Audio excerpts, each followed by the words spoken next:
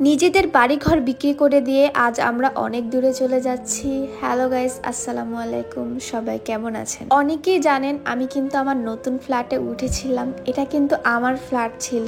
অনেকেই কিন্তু আমার এই ফ্ল্যাটের রুম ট্যুর দেখতে চেয়েছিলেন, কিন্তু আমার ইচ্ছা ছিল আমি একদম সব গুছগাছ করে তারপরে এই রুম ট্যুরটা দিব। কিন্তু রুম ট্যুর দেওয়ার আগেই আমাকে এই ফ্ল্যাটটা ছেড়ে দিতে হচ্ছে, কারণ এই ফ্ল্যাটটা আমরা এখন বিক্রি করে ফেলবো। আমার কিছু পার্সোনাল সমস্যার কারণে এখানে আর থাকা হচ্ছে না, কারণ এর চাইতে আমি একটু বড় আর খোলামেলা ফ্ল্যাট চাই, সেজন্য এটা আমি বিক্রি করে ফেলবো। অনেকেই কিন্তু আমাকে চিনেন, আমার বাবাকে চিনেন, আর আমি কোন এলাকায় থাকি সেটাও আপনারা জানেন। তো কেউ যদি এই ফ্ল্যাটটা কিনতে চান তাহলে কিন্তু সরাসরি আমার সাথে কিংবা আমার বাবার সাথেও যোগাযোগ করতে পারেন। আমি কোনো নির্দিষ্ট এরিয়া বলবো না, তবে সাইনবোর্ড, মাতুয়াইল, শনিয়াকড়া, রায়েরবাগ, যাত্রাবাড়ি এই এলাকার মধ্যে কোনো একটা। যাই হোক, অনেক কথা বলে ফেললাম। আমার এই ফ্ল্যাটটা কিন্তু ছিল আমার অনেক শখের। আমার ইচ্ছা ছিল আমার সারাটা জীবন আমি এখানেই কাটিয়ে দিব, কিন্তু সেটা আর হচ্ছে না। এই ফ্ল্যাটের প্রতিটা কোণা কাঞ্চি আমি নিজের হাতে সাজিয়েছি, অনেক কষ্ট করে সাজিয়েছিলাম।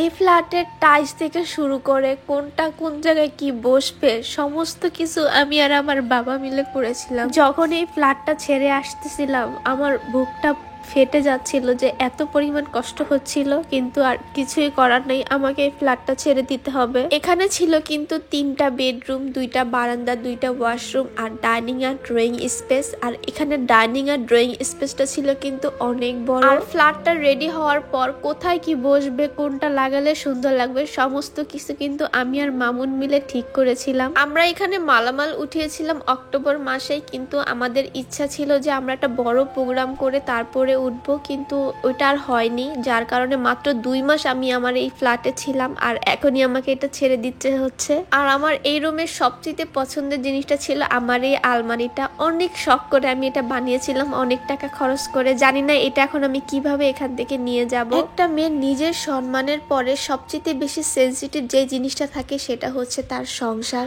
আর এই সাজানো সংসারের স্বপ্ন ছিল আমার সেই ছোটবেলা থেকে, কিন্তু 2 মাস সংসার করতে না করতে এটাকে এখন আমাকে সবকিছু ভেঙে ফেলতে হবে, মানে সবকিছু ছিন্ন বিচ্ছিন্ন করে ফেলতে হবে। এখানে প্রতিটা কোনাকাঞ্চি দেখলে যেন আমি আমার সেই প্রথম থেকে শুরু করা গল্পটা দেখতে পাই, যে কোনটা কোন জায়গায় রাখলে ভালো লাগবে, আর এটা ভালো লাগবে নাকি ওইটা ভালো লাগবে, কি করলে আরো বেশি সুন্দর লাগবে। সারাদিন আমি এটা নিয়ে ভাবতাম। যখন এই বাড়িটার ছাদ দিতেছিল তখন থেকে আমি একতলা দোতলা করে গুনতাম, যে এই হলো একতলা, এই হলো দুতলা, এরকম করতে করতে একসময় 10 তলায় পূর্ণ হলো, আর আমিও উঠলাম। আর এখানের প্রতিবেশীগুলোর সাথে আমার এত ভালো বন্ডিং হয়ে গিয়েছিল, আমরা প্রায় 1-1.5 ঘন্টা এখানে দাঁড়িয়ে দাঁড়িয়ে গল্প করে কাটিয়ে দিতাম। আর এই জুতার বাক্সটা ছিল কিন্তু আমার অনেক বেশি পছন্দের। তবে এটাই বুঝলাম, মানুষ যা চায় তা কিন্তু পায় না, আর যা আশা করে তা যে সবসময় থাকবে সেটাও কিন্তু না। এজন্য সবসময় আল্লাহর উপর ভরসা রাখতে হয়। আল্লাহই সবচেয়ে উত্তম পরিকল্পনাকারী। আজ আপনার সব